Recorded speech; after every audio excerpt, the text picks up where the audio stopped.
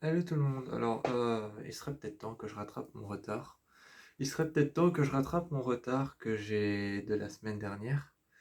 Un retard que j'ai de la semaine dernière. Bon, aujourd'hui, on va parler de Teen Wolf. On va parler de la série Teen Wolf. J'ai dit ça comme si je connaissais pas cette série. Euh, j'ai vraiment dit ça comme si je connaissais pas cette série. Donc, on va parler de Teen Wolf. Et Teen Wolf, c'est une histoire, une série qui raconte donc l'histoire de Scott McCall, qui était un élève plus que banal. C'était un élève vraiment plus que banal et rien d'autre. Et avec son copain Styles, un soir dans la forêt, il s'est fait mordre et devient donc loup-garou. À partir de là, Scott McCall et Styles deviennent les élèves les plus connus, les plus réputés et les plus populaires du lycée. Donc ça, c'est très vite résumé. Mais derrière tout ça va se passer une série d'événements qui vont se passer dans la saison 1, la saison 2, la saison 3, la saison 4, la saison 5, la saison 6 et potentiellement, entre guillemets, dans le film. Sachant que le film, il y a un 2 et un 3 qui sont prévus, parce que le film Teen Wolf, apparemment, ça va être une trilogie.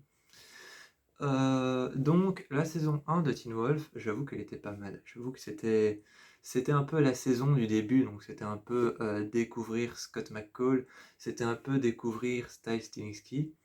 Pour une fois, j'arrive à dire son nom en une fois.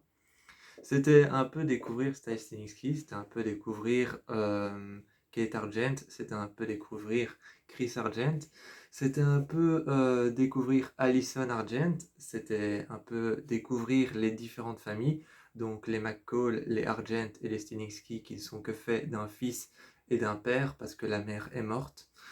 C'est pas un très gros spoil, hein, donc c'est pas un très gros spoil, on en parle uniquement assez dans la saison 3, mais pas beaucoup. Donc la saison 1, elle est sympathique parce que la saison 1, elle est sympa parce que en fait, Lydia découvre que c'est une banshee, Scott découvre que c'est un loup-garou et Styles découvre que lui, bah, il commence à avoir de l'utilité en tant que créateur de plans et qui découvre en même temps que son copain devient un loup-garou. Et t'as les autres. Il y a Derek Hale, qui lui commence à découvrir un peu le secret de ce qui se cache derrière sa maison qui a brûlé. Et il y a d'autres protagonistes, comme par exemple Peter Hale, qui lui, au début, n'est pas vraiment là parce qu'on le voit une seule fois dans un épisode, mais il a un problème mental et physique. Donc c'est-à-dire qu'il bouge pas en fait. Il bouge pas, mais quelque part, dans le dernier épisode de la saison 1, à partir de la 2 peut-être, il commence à devenir un peu plus présent et il commence à se régénérer lui-même. Donc la saison 1, elle est pas mal parce qu'il y a aussi cette tension et cette dispute de... il y a aussi cette tension et cette dispute entre le couple Allison Scott et le père de Allison qui n'accepte pas que son petit copain loup-garou, parce qu'à la base, les Argents sont des chasseurs de loup-garou, et donc il accepte pas que son petit copain Scott soit avec Allison, donc avec sa fille. Ça c'était sympa, c'était cool. Et il y avait aussi il y avait il y avait Kate, je crois que c'est la tante ou alors la belle-mère. Je sais, je sais plus si c'est la tante ou la belle-mère de Allison, mais qui de l'autre côté est une grosse pétasse et une connasse invétérée. Donc de l'autre côté c'est une grosse pétasse et une connasse invétérée, désolé pour mon vocabulaire mais c'est vrai. Et elle est bien parce qu'en fait, elle a un peu la gueule de la tueuse en série et un peu la gueule de la tueuse à gages, celle qui aime torturer. Et donc son comportement était bien, était cool. Elle a un comportement assez sale, assez malsain, assez obscène, qu'on voit...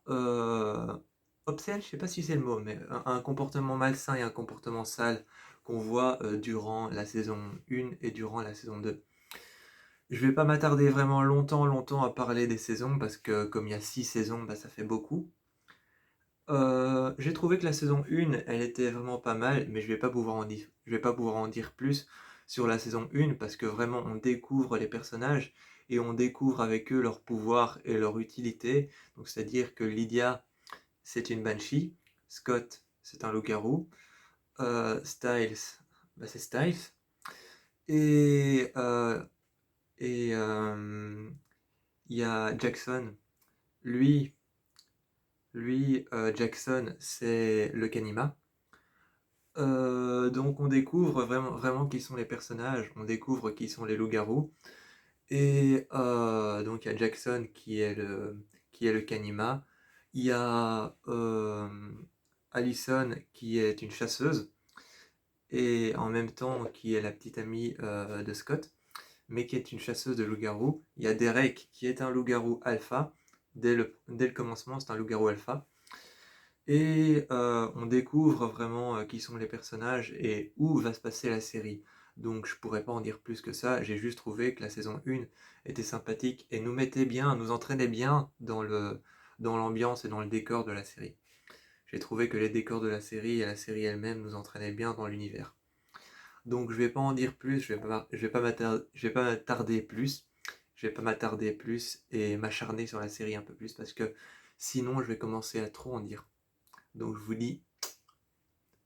dis ciao pour la prochaine saison.